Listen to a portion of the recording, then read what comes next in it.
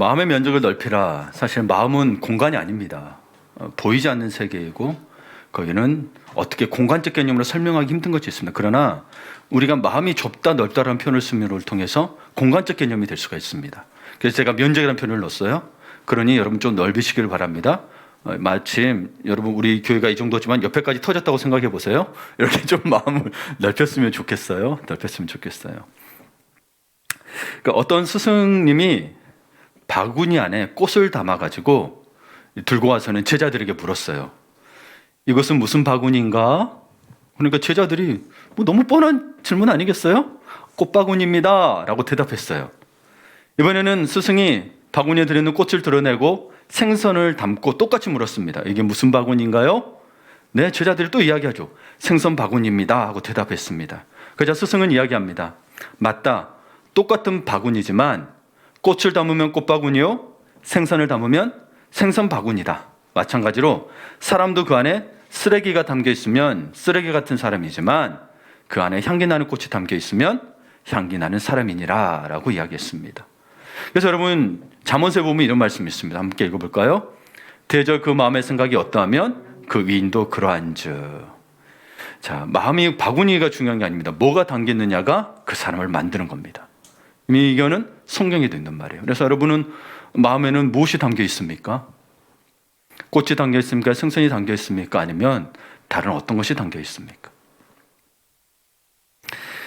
우리들이 사는 집을 봐도 그렇죠. 요즘에는 겨울이다 보니 문도 닫고 있다 보니까 음식을 하고 나거나 그러면 하면 눅눅하고 이 공기가 깨끗하지가 못하죠. 그러기 위해서는 창문을 열고 환기를 시켜야 되죠. 그렇죠?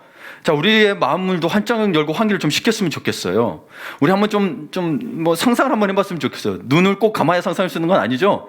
다 보세요. 여러분 사실 우리 마음은 좁습니다. 다 이만할까요? 제 마음도 이만할까 모르겠어요. 근데 마음은 좀 좁지만 너무 좁은 것 같은데 좀 이렇게 좀 이 정도라고 합시다. 근데 창문은 좀 크게 만들어 봅시다. 사방에 창문을 들고 활짝 좀 열어봤으면 좋겠어요. 예, 여러분 스위스의 알프스가 쫙 내 눈앞에 펼쳐졌나요? 네. 네. 사방을 창문으로 확 열었어요. 예수 그리스도의 창문으로 활짝 열었으면 좋겠어요. 예. 우리 장로님은 좀 그랜드 캐년 보고 왔으니까 그랜드 캐년이 펼쳐질 거예요. 그렇죠? 창문을 활짝 열고. 여러분 그런 마음을 좀 상상하면서 마음을 활짝 열었으면 좋겠어요. 예. 사실 여러분 우리가 하나님이라고 해도 하나님이신데 우리가 사랑할 때도 억지로 하면 힘들고 마음이 괴롭습니다. 교회도 가기 싫고 막 그러집니다. 예, 그렇죠? 그러나 나의 마음 안에 진정으로 하나님을 사랑하는 마음이 들어오면 성경의 모든 말씀이 지극히 당연해집니다. 말씀에 이렇게 토달렸다 그러면 사실 하나님하고 마음이 좀 멀어진 거예요. 사랑하면 뭐든지 예쁘잖아요. 그렇죠? 야, 그것도 예뻐 그러면 사랑하니까 그러잖아요. 하트 뿅뿅이 나오잖아요. 눈에서. 그렇죠? 예. 그래서 참된 신앙은 사실 주님을 사랑하는 마음에서 나오기 때문에 그렇습니다. 억지로 되는 게 아닙니다. 사실. 네. 그러나 사랑의 어떤 방법들은 다를 수 있죠. 사랑의 기술들은 다를 수 있는 거예요. 각자가. 예. 그런데 여기서 계속 마음을 얘기하죠. 오늘 또 마음의 면적을 넓히라고 그랬어요. 마음이란 무엇일까요? 참 특정 짓기가 어렵습니다. 성경에 보게 되면 영어적 해석으로 보게 되면 우리나라 말로는 다 마음으로 표현이 됐는데 영어로 보게 되면 heart, mind, soul, spirit. 이 스피릿은 영어로 해석하는데 한국말의 어떤 부분에서는 스피릿을 마음으로도 해석을 합니다. 예. 영과 마음이 이게 좀 구분짓기 어려운 것도 우리가 다 구분짓기 어려운 부분도 있고 조금의 특정 부분이 있긴 한데 그걸 다 지금 이야기하는 건 아니고 마음이란 무엇일까? 미국 최고의 정신과 의사 중 한 명인 닥터 티모시 제닝스라는 분이 계세요. 이분이 하나님 설계의 비밀, 마음, 뇌 각기 한 권씩을 썼어요. 하나님 설계의 비밀이에요. 하나님 설계에 의해서 뇌와 마음이 있다라는 거예요. 거기 마음이라는 책에 보게 되면 마음은 혈액을 뿜어내 순환시키는 흉부의 기관도 아니고 뇌도 아니다.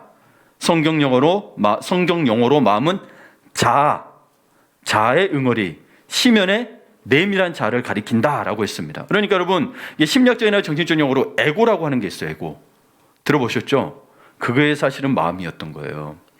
그게 강하면 슈퍼에고라고도 해요. 그러면 그것들이 표출이 되는 겁니다. 초자라고도 이야기하는데 여러분 마음속에 우리가 자라고 했던 막연했던 것들이 그게 사실은 우리의 마음이라고 이야기하고 있습니다. 그러니까 이 마음에는 뭐가 있냐면 우리가 나타내는 기질의 성품의 핵심 요소들인 그 어떤 갈망, 애정, 동경, 여러분의 신념, 정체성의 것들이 이곳에 머무는데요. 마음에 머문다고 되어 있어요. 이분이 이렇게 표현을 그래요. 그래서 이 마음은 이 모든 요소로 이루어져서 나를 나대게 하는 성품이라고 표현을 했어요. 마음이 단순히 어떤 보이지 않는 비물적인 격이긴 하지만 보이지 않는 게 아니라 뭐로 나타난다? 성품으로 나타난다는 거예요. 그러니까 여러분 우리 아까 잠언서에 봤던 23절 7절을 보면 대저 그 마음의 생각이 어떠하면 그 위인도 그러한 적이 맞는 거예요. 그러니까 이분이 이렇게 쓰게 되면 뭐냐면 그리고 나서 이 마음은 우리의 모든 삶에 개입된다. 그리고 마음속에 내 실체가 생각으로 흘러나온다고 이야기해요. 그렇죠? 마음은 여러분 우리가 어찌 보면 다 들여볼 수 없지만 그 마음이 뭐로 드러나고 있다? 여러분의 생각이 되니 그게 뭐예요? 생각에 따라서 행동이 나타나는 거죠. 그러니까 생각에 따라서 내가 누구이며 어떤 사람이 되어지는가가 달라진다는 거죠. 그래서 우리 이런 표현도 있어요. 생각이 바뀌었다 그러면 뭐가 바뀌었다고 표현해요? 마음이 바뀌었다라고도 하죠. 그러니까 생각과 마음에 조금 다른 차이가 있는데 결국은 마음은 어찌 보면 보이지 않는 부분이지만 마음에 있는 것들이 표출되고 나는 게 생각이라는 거죠. 그래서 여러분 계속 보면 생각과 태도를 바꾸라고 계속 이야기하는 게 그런 부분들인 거예요. 그럼 바울이 이야기했던 오늘 마음을 넓히라는 것도 뭐예요? 너 마음을 좀 바꾸라는 거죠. 좁은 마음을 넓게 바꾸라는 거예요. 그러니까 오늘 본문의 상황을 좀 볼게요. 이 본문의 당시 상황은 고린도 교회 성도들이 바울을 반대하는 분위기였어요. 뭘 반대했냐면 거짓 교사가 들어왔거든요. 그 중에서도 율법주의가 들어왔는데 바울의 사도적 권위에 대해서 반대하면서 교회에 분열을 시켰어요. 그러면서 하는 말이 뭐냐면 바울이 안 된다. 그가 말이 틀렸다. 뭘 했냐면 오직 은혜로 구원받는 게 아니고 율법을 다 지켜야 구원받는다라고 계속 설득하기 시작한 거예요, 사람들을. 사실 그러니까 바울은 완전히 반대되는 입장이죠. 바울은 전한 것은 오직 예수 그리스도의 십자가 은혜뿐이었거든. 이걸로 말미암아 구원받는다고 했는데 이 율법주의자들이 들어와서 아니야, 구원은 율법을 다 지켜야 구원이 있으라고 이야기한 거예요. 그러니까 예수님으로 온전히 채워져야 할 자리에 예수님 자리를 대신하고 있다는 거예요. 그러니까 교묘한 거예요. 아, 은혜로 받았지만 그래도 율법을 다 지켜야 구원받은 거야 라고 또 교묘하게 또 말도 꼽니다. 와, 어렵습니다. 근데 여러분 이 말에 오해를 하지 말 것은 하나님이 주신 율법을 지키지 말라는 게 아니고 우리가 구원은 은혜로 받는 거라는 걸 여러분 분명히 아셔야 됩니다. 오직 예수 그리스도 은혜로. 그러니까 여러분 우리 구원은 예수 그리스도의 십자가 은혜로 말미암은 것이고 그 은혜로 율법을 지키며 살아가는 거예요. 율법은 구원받은 자의 삶의 지침이에요. 그래서 보시게 되면 로마서 보게 되면 한번 로마서를 한번 몇 번씩 보셔도 좋아요. 로마서 보면 율법은 여러분 사망에 이르는 길게 한다 그랬어요. 왜요? 율법이 나쁘다는 의미가 아니고 율법이 완전하기 때문이에요. 이 율법을 하나라도 어기게 되면 다 사망의 길로 가는 거예요. 근데 누가 여기서 율법을 다 지킨 사람 있나요? 우리 주님 말고. 누가 지킨 사람 있나요? 예, 그럼 다 죽는 거예요. 율법은 완전한 거라고 그랬어요. 나쁜 게 아니에요. 사망의 길로 간다 해서 나쁜 게 아니고 우리가 지킬 수 없기 때문인 거예요. 너무 높아요. 근데 율법을 다 지켜야 구원받는다면 구원받을 자가 하나도 없다는 거예요. 그럼 그렇게 많은 자들은 자기들은 구원받았다고 착각하고 있는 거죠. 무서운 겁니다. 무서운 거예요. 어느 누가 율법을 다 지킬 수 있단 말입니까? 그러나 바울도 이야기하죠. 은혜가 넘친 곳에 내가 뭐라죠? 은혜가 넘칠수록 또 율법을 다 지킨다고 또 이야기를 했어요. 로마서에 보게 되면. 그러니까 우리는 믿는 자는 먼저 여러분 이 은혜, 예수 그리스도의 구원의 감격, 내 노력과 율법도 아닌 이 믿음으로 말미암아 받은 은혜의 감격을 통해서 사랑으로 율법을 지켜가는 거지. 여러분 구원 받았다고 은혜했다고 해서 여러분 또 율법 다 지킬 수 있던가요? 아니잖아요. 못 지켜요. 그래서 사랑으로 주님 안에서 그렇게 지키면서 나가는 거예요. 내가 더 주님의 사랑함으로 지키려고 애쓰는 거고 그 마음은 우리 아시는 거고. 근데 구원은 율법으로 받을 수가 없는 거예요. 받을 수가 없어요. 그러니까 그런 교회 성도들이 그렇게 은혜라며 하면서 고린도 교회 성도들을 키워놨더니 거짓 선교사에 홀랑당 넘어가가지고 바울을 공격하고 있는 거예요. 네, 사도적 권위에 도전하고 있고. 그러면 여러분 봅시다. 바울은 얼마나 억울하겠어요. 저도 담임 목사라면 야 이렇게 가르쳤는데 우리 장로님 와가지고 목사님 그게 아니잖아요. 이러면 아이고 이 장로님이 배은망덕한 이 장로님 이럴 거 아니에요. 근데 그렇게 따질 수 있는데 바울이 따지지 않았다는 거예요. 13절을 보니까 그냥 너희도 마음을 넓히라 하라고 그냥 이야기하고 끝이에요. 여러분 친구 사이에 부모와 자녀 사이에서, 형제와 자매 사이에서, 부부 사이에서, 사람 사이에서 우리는 마음을 넓혀야 합니다. 그렇죠? 너희도 마음을 넓혀라고 했는데 바울은 뭘 먼저 했냐면 자기와 그 일행들이 먼저 마음을 넓혔어요. 11절을 봅니다. 쉬운 성경으로 볼게요. 고린도 성도 여러분, 우리는 여러분에게 모든 것을 다 말하였고 우리 마음을 여러분에게 활짝 열어놓았습니다 라고 돼 있죠. 예. 마음을 활짝 열어놓았대요. 이게 영어 표현으로 보게 되면 Our heart is enlarged 돼 있거든요. 그냥 large, 이미 커졌어가 아니고 점점 더 넓게 되었다는 의미입니다. enlarged. 그래서 여러분, 우리의 마음이 한꺼번에 커지는 건 아니고 점점 커져가는 거예요. 성숙은 그렇게 이루어지는 거예요. 한 번에 이루어지지는 않아요. 근데 이 마음을 활짝 열어놓았음을 보여주는 태도가 뭐예요? 모든 것을 다 말했대요. 여러분 보세요. 우리가 서로 마음을 하대해 놓고는 뭔가 감추듯이 이런 말은 할 필요, 이러면은 여러분 마음이 활짝 열리나요? 안 열리죠. 이게 신성경의 표현이 있는 거예요. 다 너에게 말했다. 우리의 마음이 넓어졌다. 봐라 라고 이야기하고 있는 겁니다. 이런 속담이 있습니다. 바다보다 넓고 큰 것은 하늘이지만 하늘보다 오히려 넓고 큰 것은 사람의 마음이라고 했습니다. 맞는 말씀인데 여러분, 이걸 역으로 생각해 보면 사람의 마음이 좁아지면 바늘도 들어갈 틈이 없대요. 사람 마음이 좋아지면, 그렇죠?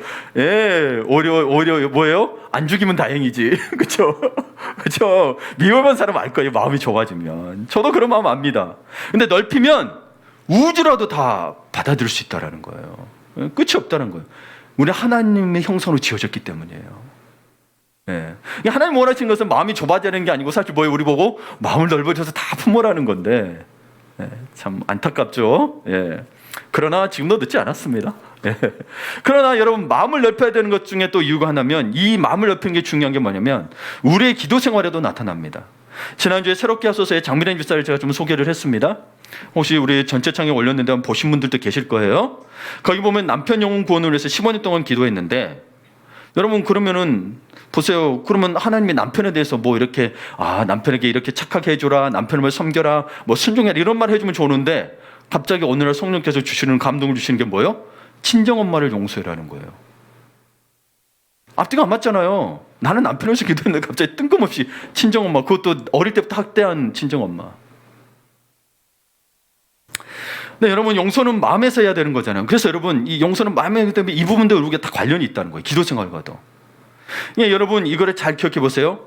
우리는 남편을 영혼구원에서나 누군가를 위해서 기도했을 때부터 사실은 주님이 말씀하셨을 거예요. 이 장미란 집사에게 남편을 위해서 기도했을 때 뭐냐? 성경이든 설교든. 예를 들어서 용서라는 말이 목사님들만 해도 1년에 못해도 최소 못해 2-3번씩 할 거예요.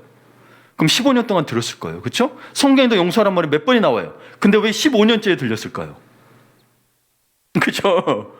하나님의 또 시간이 있는 것 같아요. 근데 여러분, 여기에 깊이 보게 되면 우리가 사고를 바꿔야 되는 게 있다는 거예요. 네. 우리가 그렇지만 봐보세요. 장미란 집사를 예로 들었지만 남편과 친정엄마는 별개라고 놓고 보는 거예요. 그런데 여러분, 남편의 영혼을 구원하고 싶은 마음은 내 마음에 있어요. 그러면 친정엄마에 대한 미움의 마음은 또 어디에 있어요? 내 마음에 있죠. 그러니까 이 사람들과 관계에서는 별개일지 몰라도 하나님과 관계에서는 뭐예요? 나에게는 하나님과 관계 앞에서는 똑같은 거예요. 남편을 미워하지 않더라도 내가 남편 사랑해서 영혼구원 했겠죠. 친정엄마는 뭐 그냥 우선 놔두고. 근데 친정엄마에 대한 미움과 남편의 영혼에 대한 사랑의 마음이 어디에 있어요? 내 마음에 있다니까요. 그러면 각기 다른 두 인격체이지만 하나님 앞에 나아갈 때는 뭐 문제가 발생하느냐? 나의 죄 문제가 발생해야 돼요. 그렇죠? 별개가 아니라는 거예요. 하나님과의 관계가 깨진다라는 거예요. 이 사람의 문제는 이 사람 거지만 내가 그 마음속에 다른 사람에 대해서는 뭘 두고 있든, 누구는 사랑하고 누구는 미워함이 있을 때 이 문제가 뭐예요? 하나님과 관계에 있어서 문제가 작용된다는 거예요. 죄의 문제, 미움의 문제가. 그러니까 여러분, 이걸 생각해보면 우리 가운데 있었던 그것들을 별개로 놓게 되는 우리의 생활 습관을, 편하게 하는 생활 습관들, 이 사고를 바꿔야 되는 거예요. 그래서 여러분, 이 죄 문제만 해결해도 자연스럽게 주어지는 많은 응답이 있음을 깨닫게 되는 거죠. 여러분, 한 가지의 미움의 문제만 해결해도 다른 문제가 해결될 수 있다는 거예요. 여러분은 무지하게 기도하고 있는 것들이 있을 수 있을 거예요. 이게 놀라운 거예요, 여러분. 그러니까 주님께서 우리에게 먼저 말했을 때 늘 주님과의 관계를 먼저 회복하라고 그랬죠. 기도의 핵심도 뭐다? 하나님과의 교제라 그랬잖아요. 근데 미움이 들어있으면 이 장면에 비슷한 하나님과의 교제가 깨지게 되는 거죠. 다른 사람 거지만 내 마음에 있는 거예요, 그게. 예. 여러분, 우리가 그런 마음들이 있다는 거예요. 늘 따로 놓고 온다는 마음. 그래서 여러분 12절을 보게 되면 우리가 마음을 여러분에게 닫아놓은 것이 아니라 여러분이 자신들의 마음을 닫아놓은 것입니다. 그러니까 여러분, 결국에는 여러분, 이 고린도 교회에 있어서의 성도들을 우리가 좀 투영시켜 봐야 되는 게, 사실 고린도 교회는 다른 어떤 교회보다 은사를 많이 받은 교회입니다. 기적들은 났고요, 놀라운 일이요. 다른 교회는 뭐 통역 연사도 없고 막 병 고치는 은사도 없어요. 유독 여기서 많이 일어났어요. 그런데 가장 분쟁이 많았던 교회가 또 고린도 교회입니다. 그러니까 여러분, 이걸 잘 아셔야 돼요. 은사와 성품은 다른 거예요. 은사가 높고 크다고 해서 이 사람이 훌륭하냐, 그게 아니라니까요. 은사는 교회의 덕을 위해서 사용해야 되는데, 그것을 하나님의 마음으로 사랑으로 하지 못하면 또 덕이 안 돼요. 뭐요? 교만의 도구가 돼버려요. 성품이 아니에요. 은사는 선물이지. 근데 착각하고 늘 능력이 뛰어난 사람은 그 말만 듣는 사람들이 있어요. 큰 오산입니다. 그거는. 은사가 많더라도 성품을 갖고 있다는 건 자기가 해야 되는 게 맞아요. 은사가 많다고 해서 하나님이 특별히 더 사랑하는 게 아니라니까요. 그 사랑은 십자가에서 제일 최고로 보여줬어요. 은사를 많이 줬다 해서 사랑하는 게 아니고 십자가의 사랑을 우리에게 모두에게 주셨다는 사실을 기억하세요. 네. 은사 사모하십시오. 사모해야 돼요. 그러나 사랑이 없으면 아무것도 아니라고 합니다. 근데 늘 눈에 보이는 거, 기적 같은 거에 따라가는 사람들 조심하셔야 돼요. 네. 못 들을 수 있어요. 근데요, 성경에서 다 말하고 있었다니까. 이분도 15년 기도했다고 그랬잖아요. 이미 하셨다고. 용서하라는 거 여러분 들었어요, 안 들었어요? 근데 왜 그거는 따로 뒀을까요? 이 고린도 교회도 사실은 뭐예요? 상대방에게 서로 미뤘습니다. 너 때문이야, 너 때문이야, 분쟁이 됐고 너 때문에 이렇게 되었다고 말하는데, 그래서 바울에 대해서 이거에 대해서 꼬치꼬치 이렇게 또 바울 때문에 우리가 구원 못 받은 거야, 이런 식으로 가버리는 거예요.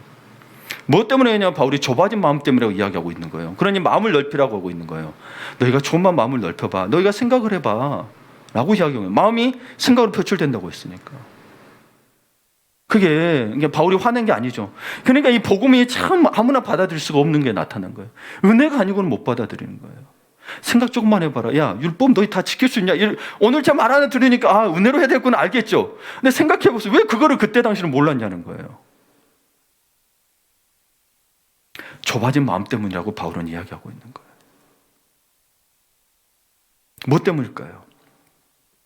좁아진 마음은 뭐 때문일까요? 여기 자녀된 분들 중에 엄마 아빠는 왜 저렇게 말다툼을 하는 걸까 하라고 궁금해하시는 분도 있을 거예요. 왜냐하면 여러분, 여러분 부부들 아시겠지만 말다툼하면 잘못이 상대에게 있다고 하기 때문에 싸우는 거라고 보면 됩니다. 잘못이 상대방에게 있는 거예요. 그러니까 여러분, 나도 잘못했어, 너도 잘못했어, 이거거든요. 때로는 그리스도인들은 그래도 자기 잘못을 인정해요. 근데 그리스도인 아닌 분들은 무조건 너 잘못이야.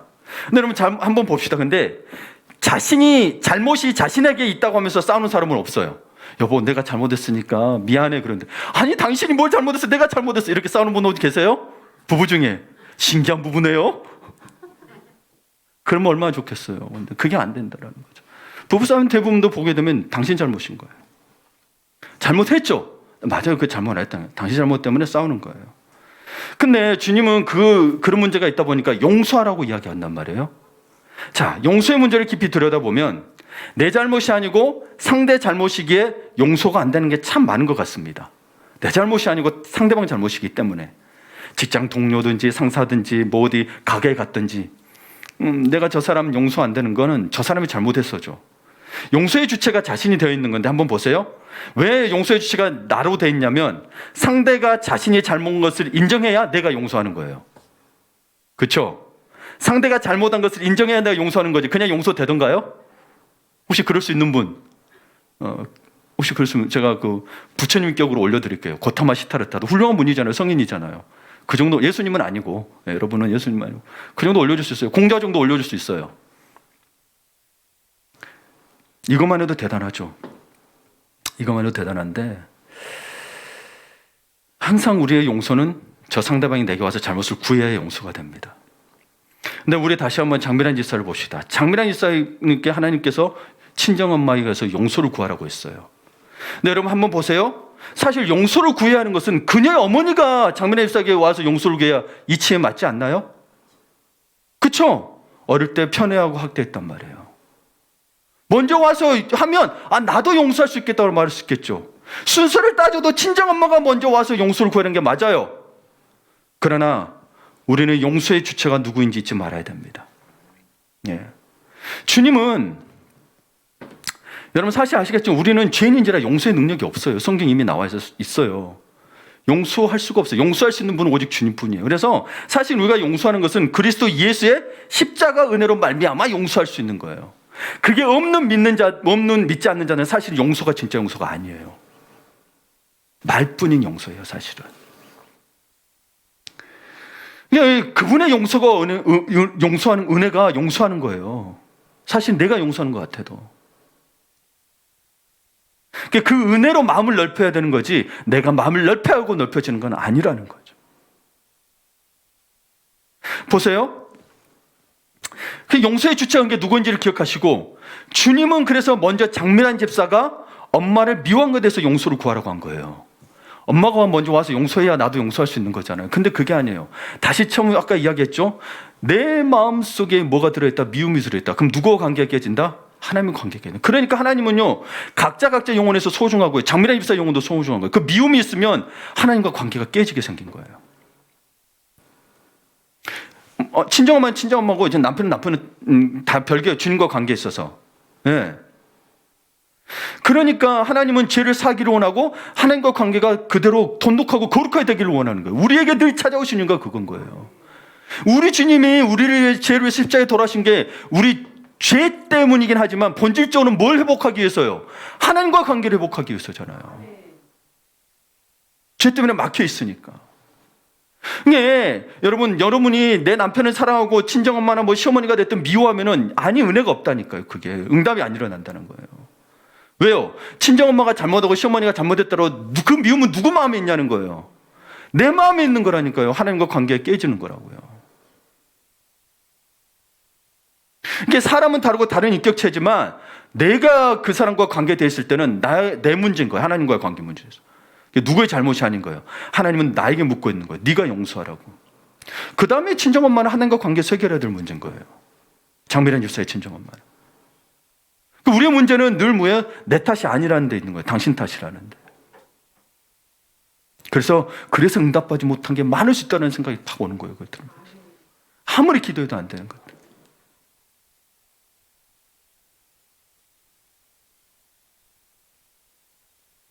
그러니까 여러분 그렇게 관계가 회복되어야 영혼권에 대한 복음의 능력이 나타나는 거예요. 아무리 복음은 하나님 우리에게 구원을 주신 하나님 능력을 하는데 나에게는 안 나타나. 그러니까 여러분 우리의 구원은 예수 그리스도의 십자가 은혜로 말미암은 구원은 나중에 본질적인 핵심은 하나님과의 관계 회복이에요. 화목제물로 오셨다고 그랬잖아요. 구원은 영생을 얻어 천국 간다는 장소적 개념으로만 이해하지 마시고 그것도 맞아요. 천국 가는 건 맞아요. 그러나 죄로 말미암아 단절된 하나님의 관계 회복이 구원인 거예요. 그러니까 이 구원이 되게 되면 그리스도의 통치가 우리가 지금 살고 있는 당신 앞에 하나님 나라가 임하는 거예요. 그래서 주님께서 기도를 가르쳐 주실 때 하나님 나라가 임하도록 기도하는 건 이 구원과 관련되어 있는 거예요. 하나님 나라가 멀리 있는 게 아니에요. 내가 하나님과 관계 회복되면 누구의 통치를 받아요? 그리스도의 통치를 받으니 거기가 하나님 나라니까요. 말해서 하나님 나라는 뭐라 그랬어요? 그리스도의 통치라고 이야기했잖아요. 영토가 아니라. 자꾸 하나님 나라를 땅고 있으면 그럼 나 혼자만 신앙생활 잘하면 돼. 그게 아니에요. 이 땅에서 하나님 나라가 나를 통해서 이루어지도록 먼저 그의 나라를 구하는 게 나라가 확장되는 게 있잖아요. 확장되도록 하는 거죠. 하나님 나라는 확장의 개념이 있어요. 나만 믿으면 되나요? 아니요. 그래서 전도하는 거예요. 그냥 말만 전해라 어떤 게 아니고 내가 그 주님의 통치를 받으니 복음을 전하지 않고는 견딜 수가 없는 거죠. 이 코로나 상황이 너무너무 안타까운 거죠. 어떻게든 밥 한 끼라도 사귀면서 예수라는 말 한마디라도 꺼내보려고 노력하는 거고. 그렇죠? 네. 그러는 거예요. 그러니 여러분 다시 한번 이야기하지만 우리의 그 마음속에 있는 어떤 미움이나 용서하지 못한 것들 그리스도 예수 십자가 은혜로 힘입어 다 용서하셔야 됩니다. 예. 다른 문제들이 해결될 줄은 믿습니다. 예. 그래서 바울이 특별히 그래서 이분들에게 이야기하는 거죠. 고린도 교인들을 사랑했어요. 그래서 13절을 보게 되면 내가 여러분을 나의 친자시라고 생각하고 말하겠습니다. 우리가 여러분이 한 것처럼 여러분도 우리를 향해 마음을 열어주십시오라고 이야기했습니다. 그러면 우리는 바울 정도 안 되니까 바울이 우리에게 이야기했다고 칩시다. 그럼 우리의 마음을 면적을 넓히기 위해서 어떻게 해야 할까요? 지금 저 사람의 마음을 넓혀야 돼가 아니에요. 바울이 우리에게 하고 있는 거예요. 너희도 마음을 넓히라는 게 당신들의 마음을 넓히라는 거예요. 그럼 어떻게 해야 될까요? 어떻게 해야 될까요? 첫째로 11절에 나와 있습니다. 먼저 자기 마음을 넓혀야 됩니다. 먼저 자기 마음을 넓혀야 돼요. 자신이 가지고 있는 편협한 마음을 버려야 합니다. 우리는 늘 눈에 보이는 걸 가지고 판단하기 마련인데 사실은 내면을 보게 되면 그게 아닐 때가 너무너무 많습니다. 우리의 경험과 우리의 지식으로 판단하다 보면 이게 좀 그런 마음들도 좀 내려놔야 됩니다. 선입견이 될 수가 있어요. 예. 그래서 충분히 대화를 하고 무슨 일이 터졌을 때 누가 와서 쪼로로 이야기하면 그래서 여러분 미국에 있을 때 홈스테이를 많이 하거든요, 학생들이. 근데 이 학생들이 대부분 문제 있는 학생들이 많이들 와요. 부모들이 컨트롤이 안 되니까 한국에서. 그래서 뼈 빠지게 돈 벌어서 하긴 하는데 이 아이들이 와서도 자기 마음대로 해요. 그런데 홈스테이 하는 분들이 예를 들어서 너 좀 일찍 자라, 게임하는 것 좀 줄여라 그러면 그것까지 확 짜증내거든요. 그럼 엄마한테 전화를 걸어서 자기 입장에서만 이야기해요. 근데 주인 거기 있는 홈스테이 사람 말은 안 들어요. 이야기해도 자기 자식 말만 들어요. 좀 조심하셔야 합니다. 그래서 좀 이렇게 사이 안 좋아지고 이렇게 가정들이 꽤 있어요. 부모들이 그래 맡겼으면 믿어줘야 되는데 자식 말만 믿은 경우가 너무너무 많아요. 엄마 힘들어서 못 살겠어. 엄마, 나는 좀 공부하다가 쉬면서 게임 좀 했는데 아니요, 실은 하루 종일 했거든요. 학교도 안 가고. 안 믿어. 근데 거기 홈스테이 하는 분이 이야기하면 안 믿어요. 여러분, 그래서 늘 상대방 마음들 들어보고 하시고 또 우리 편협한 마음, 핏줄을 찾고 출신 학교를 찾고 가까운 사람들끼리만 왔다 갔다 하고 그 사람들만 가까이 지내고 그렇지 않은 사람과는 마음을 닫아버리고 이런 부분도 우리가 버려야 됩니다. 이게 좁은 마음이라고 이야기하고 있고 이런 마음이 있다면 버려야 마음이 넓어집니다. 버려야 마음이 넓어져요. 그게 또 연결되는 건데요. 두 번째로 마음을 넓히기 위해서는 이해의 폭을 넓혀야 됩니다. 이해의 폭을 넓혀야 돼요. 왕상 4장 29절을 보게 되면 하나님이 솔로몬에게 지혜와 총명을 심히 많이 주시고 나서 여러분 뭐예요? 기도한 대로 줘서 그 다음에 또 뭐라고 됐어요? 넓은 마음을 주시되 바다의 모래같이 하시니. 그러니까 여러분 우리가 지혜롭고 총명스럽고 하는 것은 똑똑하다는 것, 지식이 많다는 것을 말한 게 아닙니다. 근데 우리는 늘 지식이 많으면 똑똑하다고 총명하다고 이야기하는데 사실 이 성품적으로 총명은요 성품으로 봐야 돼요. 이 총명이 영어로 보니까 understanding 돼 있거든요. 여러분 봅시다. 내가 우리 장로님에서 어떤 이해를 해야 돼요. 이해를 했어요. 근데 이걸 받아들이기 힘들어. 감정적으로. 이해는 했어요. 그럴 수 있겠구나 했는데 감정 안 미워 죽겠어. 그럼 이걸 총명하다고 해야 되나요? 아주 우리 모르는 분까지 깨트려 봤어요. 그러니까 여러분 이 총명이라는 것도 폭이 넓고 포용력이 있어야 되는 거예요. 성품의 문제인 거예요. understanding은. 근데 이는 마음이 넓어져야 가능해요. 그렇죠? 이해라는 부분은 내 생각과 논리적인 부분과 내 감정적인 부분이 같이 해서 이렇게 해야 사실 지혜로운 모습이 나오는 거죠. 감정을 이게 다스리지 못하면 여러분 누가 지혜롭다고 총명하다고 그런 거 아무리 똑똑해도 안 그러죠. 저놈 인격 완전히 뭐 같네라고 이야기하죠. 그렇죠? 그런 거거든요. 아무리 똑똑한들 뭐하냐는 거예요. 그래서 여러분 지혜와 총명 이것들은 넓은 마음들은 서로 같다는 걸 성품적으로 같다는 걸 알게 됩니다. 그러니까 여러분 똑똑한 것만이 아니고 성품도 같이 갖춰지면 이 사람이 정말 지혜로운 거예요. 그래서 여러분 볼까요? 잠언서 16장 32절을 보게 되면 노하기를 더디하는 자는 용사보다 낫고 자기의 마음을 다스리는 자는 성을 빼앗는 자보다 낫다. 이렇게 대조로 두고 있는 거예요. 노하기를 더디하는 자는 자기 마음을 다스리는 자고 용사보다 낫다는 것은 성을 빼앗는 자보다 낫다라고 이야기하고 있는 거예요. 성을 빼앗는 건 용사니까요. 잠언서는 이 대조가 굉장히 많습니다. 그러면 여러분 자기의 마음을 다스리는 자는 뭐예요? 노하기를 더디하는 자죠. 이게 뭐다? 지혜롭고 총명스럽다는 거죠. 마음을 다스리는 자가 뭐예요? 마음이 넓은 자인 거라는 거예요. 마음을 다스려야 합니다. 그래서 성령 열매에도 절제의 부분들이 있는 것은 이분 특별히 마음에 셀프 컨트롤이라고 되어 있거든요. 자기 마음을 다스려야 돼요. 왜? 예수 안에서. 그래서 가치가 있다는 거. 만약 여러분 예수 안에서가 아니라면 여러분 안 참으셔도 됩니다. 여러분 마음대로 하셔도 됩니다. 가치를 어디에 두느냐는 거예요. 주님은 우리를 그렇게 만드셨어요. 가치 있는 존재로. 그래서 우리가 참는 것도 가치 있으려면 뭐예요? 예수 안에서가 돼야 되지. 안 그러면 예수가 빠진 상태의 가치는 뭐예요? 힘센 사람이 가치죠. 어떻게든 조작하면 그 사람께 가치가 돼버려요. 그게 진실처럼 드러나 버리니까. 여러분은 어떻게 생각하십니까? 그래서 우리는 예수 그리스도 안이라는 예수 그리스도의 말씀, 또 예수 그리스도의 성품에 하나님의 속성에 따라서 이것들이 해석되지 않으면 우리는 마음을 넓힐 수가 없는 거예요. 안 그러면 내가 만든 하나님이 돼버려요. 우상이 돼버려요.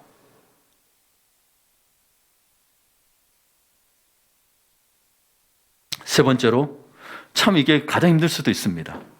참아야 마음이 넓어집니다. 참는 마음이 넓은 마음이라는 거예요. 견디기 어려운 일도 참고 견디는 마음을 가져야 되고, 하고 싶은 말도 참고 듣기 거북한 말도 듣고 잘 참아야 합니다.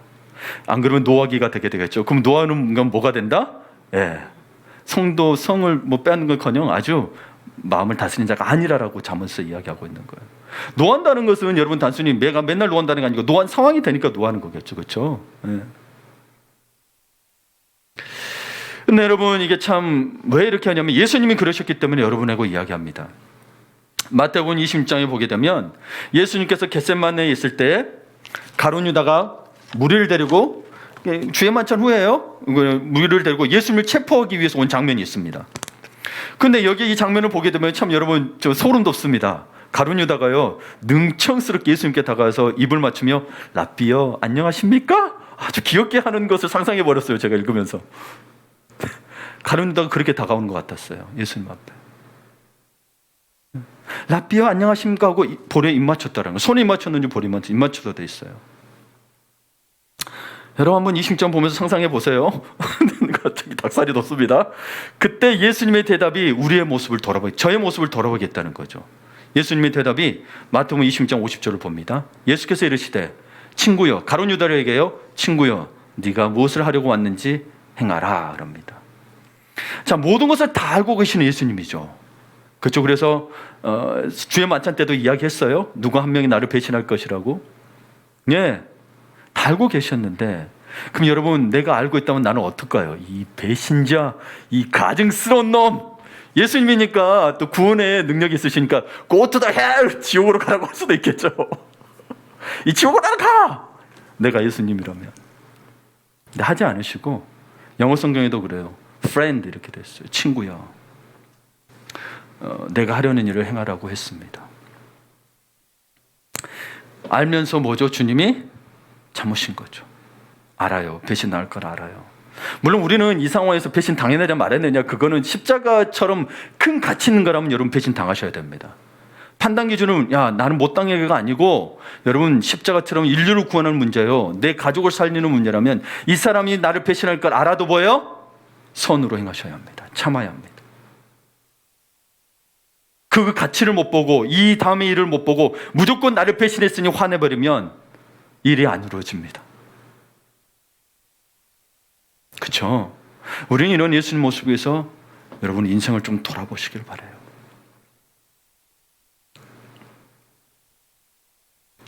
그래서 여러분 내 형편만 이야기하지 마시고 상대방의 편도 좀 받아주세요. 우리 특별히 목장원분들, 목장 리더들 부족하고 때로는 여러분의 마음에 안 들 수도 있을 수 있어요. 근데 여러분이 리더에게만 주님의 모습을 바라는 게 아니고 여러분이 주님의 모습이 되는 건 또 어떨까요? 그렇죠? 네. 그러면 그 리더분이 더 성장할 거예요. 네, 더 성장할 거예요. 여러분도 같이 도와주셔야 돼요. 네. 바울은 처음에는 마음이 좁은 사람이었습니다. 예수님을 만나고 믿은 다음부터는 마음을 넓혔습니다. 참으로 넓은 마음을 가지고 예수님을 했죠. 심지어 자기 돌 맞아 죽어도 그 사람 돌 맞아서 쓰러져도 원망 안 했어. 대단한 사람이에요. 그러니까 우리는 예수님을 믿는 사람으로서 예수님의 마음을 닮아가야 됩니다. 이게 성화, 신성화, sanctification. 네, sanctification. 신성화라고 해요. 그냥 우리나라 말로 성화했지만 사실은 뭐예요? 누구를 닮아가는 거예요? 주님을 닮아가는 거지. 신성화. 우리 신을 닮아가는 거예요. 왜? 신의 형상으로 지음을 받았거든요. 신이 되지는 못하지만, 하나님은 참으로 마음이 넓으십니다. 그래서 죄로 인해 죽게 된 모든 사람을 구원하기 위해 하나뿐인 독생자를 세상에 보내시고 십자가에서 죽게 하셨습니다. 참으로 넓은 마음입니다. 우리는 이 넓은 마음을 달라고 기도해야 합니다. 네, 넓은 마음을 달라고 기도해야 합니다. 그래서 여러분, 우리가 안 돼요. 내가 넓겠다고 해서 되는, 아까 말했지만 이해 폭을 넓게 해서 그래서 많은 것들을 포용하는 마음도 가져야 되지만 결국은 어떻게 되냐면 시편 119편을 보게 됩니다. 같이 읽어볼까요?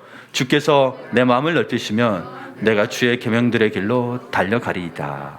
아멘. 주님께서 내 마음을 넓혀주셔야, 그리고 마음을 넓혀야 하나님 마음, 말씀도 잘 지킬 수 있습니다. 결국은 마음이 넓어지지 않으면 왜 내가 이것까지 해야 돼요, 하나님? 이거 다른 사람이 할 수 있잖아요. 나 지금 이게 아닌 것 같아 라고 이야기할 수 있는데, 마음이 넓어지면 주님이 무슨 말씀하시든 네, 되겠죠. 그렇죠? 마음을 넓히지 못하면 결국에는 우리 안에 있는 미움, 다툼, 분노를 빠져나가지 못해서 기도의 감동도 없고 무미건조해집니다. 결국 번아웃 되는 건 자기 자신입니다. 그래서 기도해도 기도가 안 된다 그러고 하나님 없는 것 같고 그렇게 되는 겁니다. 그러니까 여러분의 마음을 넓히셔야 돼요. 네, 마음을 넓히도록 또 기도하셔야 되고. 그래서 교부 중에 한 사람이 있거든요. 크리소스톰이라고. 이분은 바울의 마음을 넓힌 것은 사랑이었더라고 했습니다. 그렇죠, 여러분? 여러분 봐보세요. 마음을 넓힐 수 있는 건 사랑 때문에 된 거지 억지로 안 되는 것 같아요. 네, 결국 여러분, 이 마음을 넓히라는 건 결국 뭐예요? 서로 사랑하는 말하고도 또 일맥상통하는 겁니다. 오늘 주의 살과 피가 임하는 주의 만찬이 있습니다. 주의 만찬을 통해 주님의 사랑으로 감동받고 모든 죄를 몰아내시고 마음을 넓혀야겠습니다. 예, 아멘. 마음을 넓히면 스트레스를 훨씬 덜 받습니다. 싸울 일이 없어지거든요. 그렇죠? 그럼 만나는 사람마다 반갑고 대화가 잘 통하고 저녁에 잠도 달게 온다고 합니다. 누구 수면제 들고 계신 분 계십니까? 좀 마음을 넓히시면 좋을 것 같아요. 네. 또 마음을 넓히면 신앙생활이 훨씬 은혜스러워집니다. 네, 은혜스러워져요. 기도가 막히지 않게 되고 누구를 만나도 싫지 않게 되죠. 네. 또 마음을 넓히면요, 교회가 좋아지고 교회 올 때 기쁘고 예배 시간이 기다려지고 감사가 충만해지고 설교가 마음에 와닿게 됩니다. 근데 여러분, 마음이 좋아지면 어떻게 되겠어요? 그렇죠? 말 안 해도 알죠? 다 뭐 한 번씩은 아니고 여러 번씩 겪어봤죠, 그렇죠? 예. 마음을 넓히면 또 오늘 보게 되니 지혜롭고 총명스러워집니다. 열왕기상을 봤을 때, 솔로몬을 봤을 때. 여러분, 그러니까 우리 자녀들 좋은 대학, 좋은 직장, 그래서 공부하고 위해서 막 지식을 담기 위해서 머리를 크게 넓히는 것도 좋지만, 여러분 이거 좀 기도해 주세요. 우리 자녀들의 마음이 넓어지기를 좀 기도합시다. 네, 우리도 넓어지기를 기도해야 돼. 우리 믿는 자들은 이 좋은 대학, 좋은 직장에서 막 머리 똑똑해지기 이전에 마음이 넓어지면 그게 지혜요 총명이래요. 그동안 우리가 얼마나 세상적으로 기도하고 있었던 것들이 있었는지 알겠죠, 그렇죠? 사실 저도 이렇게 깊이 잘 몰랐습니다. 근데 해년마다 다른 것 같아요. 말씀을 볼 때마다. 네. 그러니까 여러분의 마음이 넓어지기를, 또 자녀들의 마음이 넓어지기를, 남편의 아내가 넓어지기를, 아내의 마음이 넓어지기를, 무엇보다도 내 마음이 넓어지기를 늘 기도하시고 하나님과 동행하는 삶을 살기를 바랍니다.